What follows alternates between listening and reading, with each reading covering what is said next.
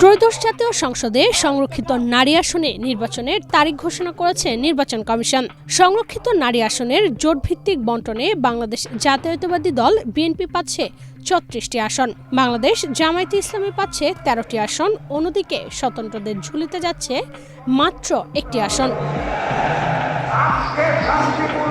৬ April সোমবার ১১তম commission সভা শেষে নির্বাচন কমিশন সচিব আক্তার আহমেদ সাংবাদিকদের এসব তথ্য নিশ্চিত করেন। ইসি সচিব বলেন, সংরক্ষিত নারী আসনে ভোটের তফসিল আগামী ৮ এপ্রিল ঘোষণা হবে, আর ভোট হবে ১২ মে।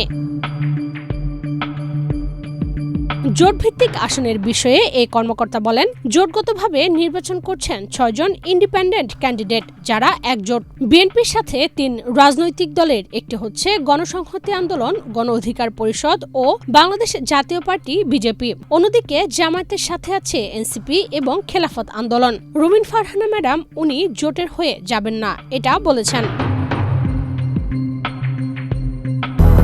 ২০০-র বেশি সার্ভিস ও ফিচারে লেনদেনের সব বিকাশ অ্যাপে সম্ভব।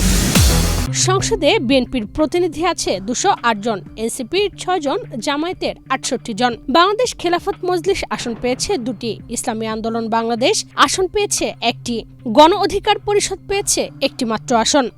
বাংলাদেশ জাতীয় পার্টি ১ আসনে জয়লাভ করেছে। গণসংহতি আন্দোলন পেয়েছে ১ আসন, খেলাফত মজলিস পেয়েছে ১টি। এছাড়া স্বতন্ত্র প্রার্থীরা পেয়েছে ৭টি আসন।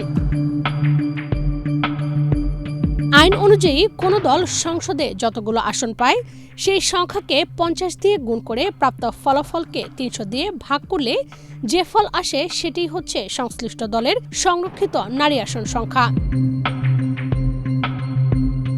হিসেব অনুযায়ী বিএনপি ৩৫টি আসন পেলেও ৫০টি সংরক্ষিত আসন পূরণ করতে সংসদের সরকারি দলকে আসন বাড়িয়ে দেওয়ার বিধান থাকায় বিএনপিকে একটি আসন বাড়িয়ে দেওয়া হয়েছে বলে জানান ইসি কর্মকর্তারা।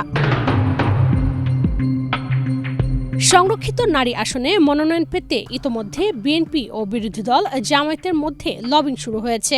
যে যার অবস্থান থেকে এমপি হওয়ার ইচ্ছা পোষণ করছেন কিংবা সামাজিক যোগাযোগ মাধ্যমে এমপি হওয়ার বিষয়টি নানাভাবে জানান দেওয়ার চেষ্টা করছেন। বিএনপির শীর্ষ নেতাদের সঙ্গে অনেক নারী এমপি প্রার্থী অনেক আগে থেকেই দেখা করার চেষ্টা করছেন, কেউ কেউ দেখাও করছেন। তবে শেষ পর্যন্ত কারা সবুজ সংকেত পাবেন তাই এখন দেখার বিষয়। ডেস্ক রিপোর্ট, বাংলাদেশ প্রতিদিন।